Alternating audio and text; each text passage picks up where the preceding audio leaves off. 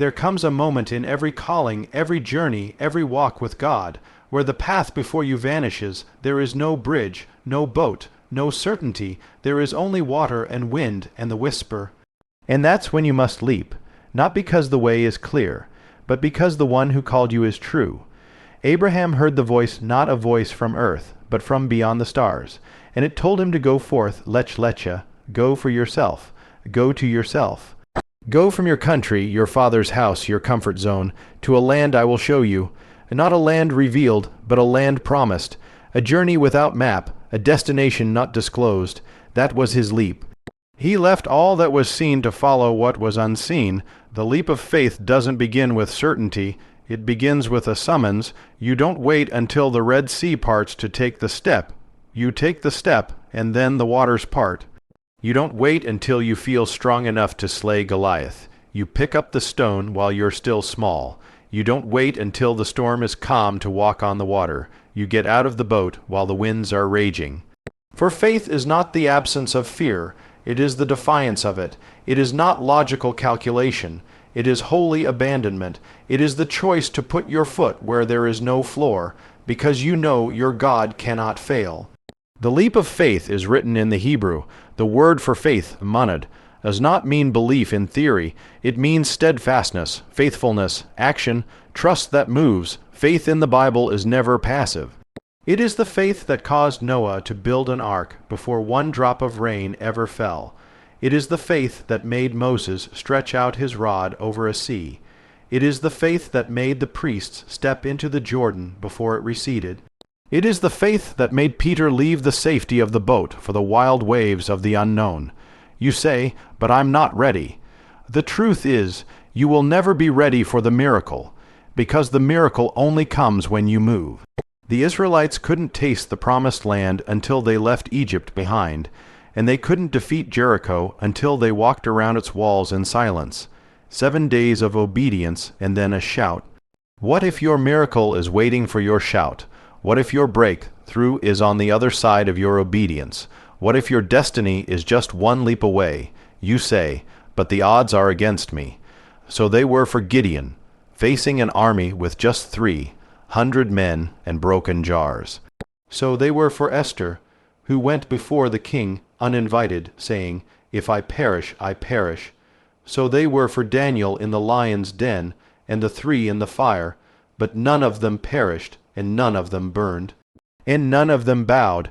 The leap of faith is not reckless, it is righteous. It is not based on presumption, but on promise, not on feelings, but on the Word. And the Word says, "Trust in the Lord with all your heart, and lean not on your own understanding. In all your ways acknowledge him, and he shall direct your paths." You see, the world tells you to play it safe, to calculate, to stay where it's secure, but the kingdom is not built by those who stay in their tents. It is built by those who step into the unknown, those who go forth, not knowing where they're going, but knowing who goes with them. When the disciples dropped their nets, they didn't know what was coming. When Mary said, "Be it unto me according to thy word," she didn't know the cost. When Paul turned his back on the world, he didn't know the chains that would await him. But they leapt, and in their leap they found the purpose for which they were born. So I ask you now, what is he calling you to do? What are you hesitating to leave behind? What walls are you afraid to walk around? What waves are you refusing to step onto? The time for waiting is over. The time for doubt is past. The cloud is moving. The trumpet is sounding. The voice is calling. It is time, not to analyze, not to delay, but to leap, because the greatest miracles are reserved for those who refuse to stay on the shore. The deepest waters are walked upon by those who dare to trust, and the fullness of your calling is found. Not in comfort, not in control, but in the leap. Faith requires movement before the miracle. This is the divine pattern woven throughout the Word of God. It is not man moving in response to the miracle. It is the miracle coming in response to the movement of faith. In the natural world, we wait for signs, for confirmation, for safety. But in the supernatural realm of the kingdom, the sign comes after the step, and the safety follows the surrender. The Red Sea did not part before Moses lifted his staff. It was only when he raised his hand over the waters, in obedience to the voice of God, that the sea split in two. It was only when the priest's feet touched the waters of the Jordan that the river stopped and the people crossed over into the promise. Movement precedes manifestation. The miracle is drawn to faith in motion. When Noah began to build the ark, there was no rain, no storm cloud, no thunder on the horizon. He began his work in the bright sun, in a dry land, with mocking voices surrounding him. What compelled him? Faith. Faith that moves before the evidence arrives. His obedience became the channel for the salvation of his family and the continuation of life itself. Noah didn't wait for water to come to believe. He believed, and the waters came. Abraham left everything he knew, not because he had a clear blueprint of his future, but because he had a word, one word from God, one instruction, go. He departed without knowing where he was going. There was no itinerary, no road map, no assurance other than the voice of the one who called him. And it was that leap, that holy departure into uncertainty, that birthed a nation, that fulfilled the covenant, that became the foundation of faith for all generations. Abraham moved, and God established. Abraham walked, and God fulfilled.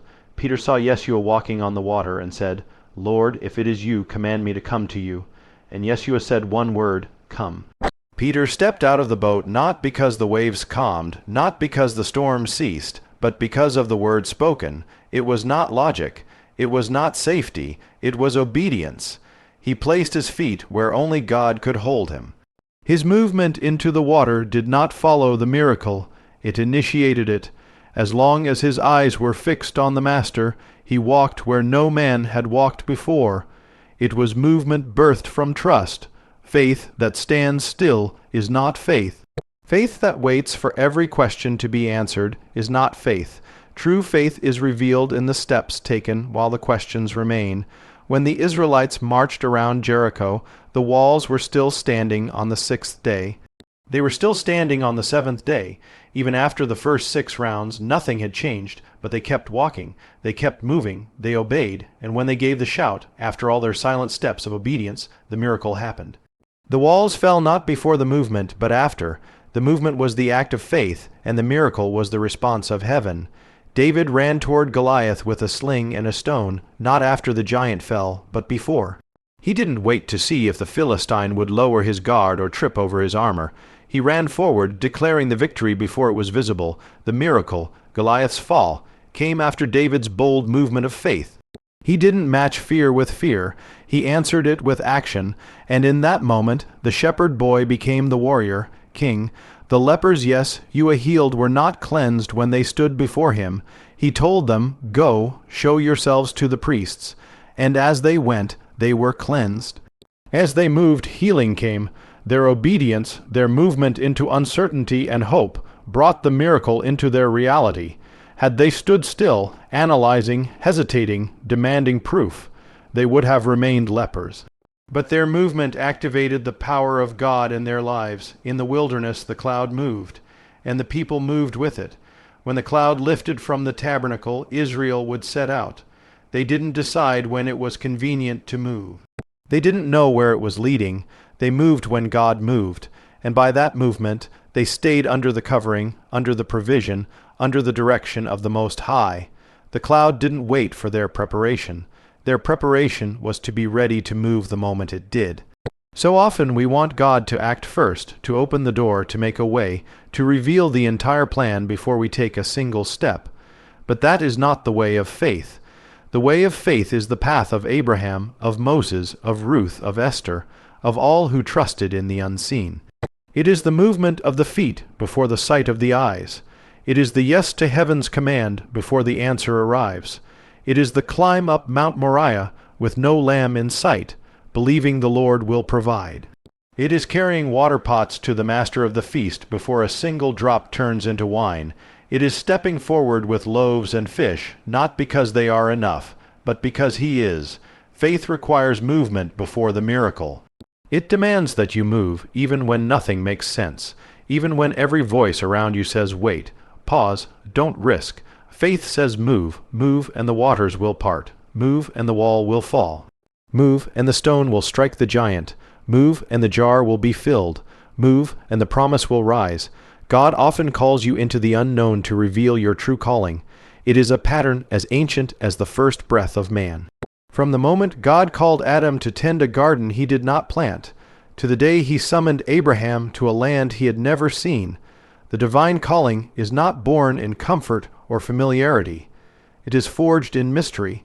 The unknown is not the absence of purpose. It is the womb of purpose. It is not the void. It is the place where the voice speaks and forms take shape. The unknown is not your enemy. It is the sacred ground where God strips away what is known so he can clothe you in destiny. Abraham was living in Ur, surrounded by idols, family, culture, and familiarity. Then the call came, "Go forth," not to a city he recognized, not to a land marked on his map, not to a palace or promise that could be seen with the eyes, but to a future only heaven could envision.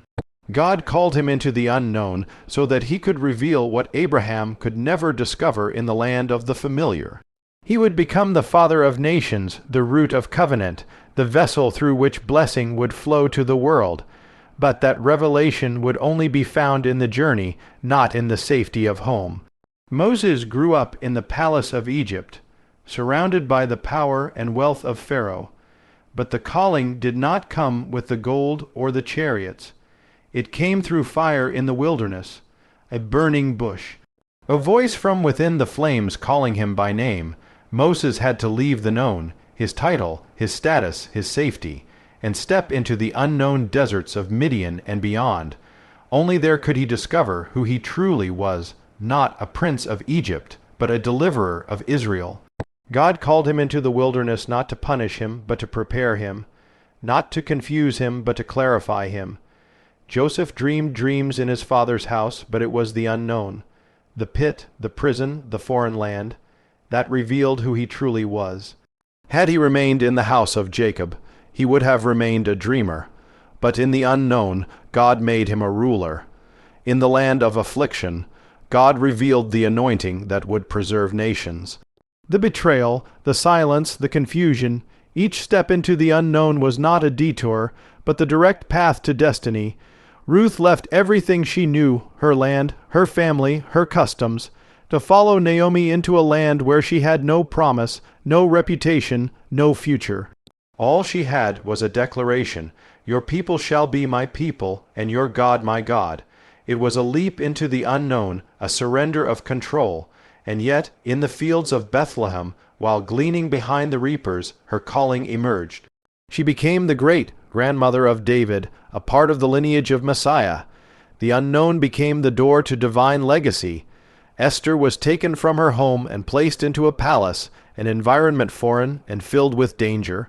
She did not seek the throne, she did not understand why she was there, but in that place of uncertainty her voice became the voice of salvation for her people. If she had remained in the security of her upbringing, she would never have heard the words for such a time as this. The unknown revealed that she was not just a girl wearing a crown. She was a vessel through whom deliverance would come. The disciples were fishermen, tax collectors, zealots. They lived ordinary lives, casting nets and collecting coins. Then came the call, "Follow me." They left their boats, their families, their routines. They stepped into the unknown. They had no idea where it would lead. They didn't know about the storms, or the persecutions, or the cross.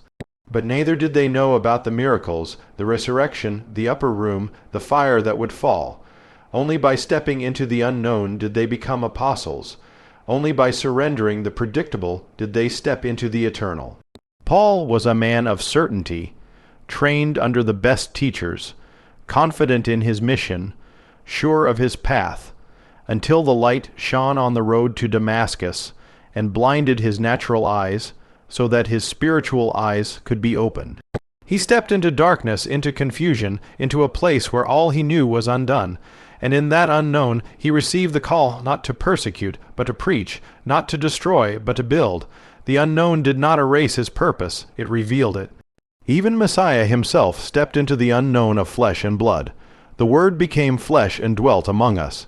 He entered time, entered weakness, entered suffering, not because he needed to, but because the unknown is where redemption begins. In Gethsemane he prayed, "Not my will, but yours be done." He faced betrayal, death, and the silence of the tomb. Yet from that silence came the voice of resurrection. From that darkness, the dawn. From that surrender into the unknown, the salvation of mankind. God calls you out of the boat because He knows what the water will reveal. He calls you away from the familiar because He knows your true identity is not found in what is safe, but in what is surrendered. The unknown is not the absence of direction. It is the place where all other directions fall away, and only one voice remains. That voice says, "Go forth." That voice says, "Trust me." That voice says, "The place I am calling you to is not on your map, but it is written in your destiny." That voice says, "Walk into the mystery, and I will meet you there."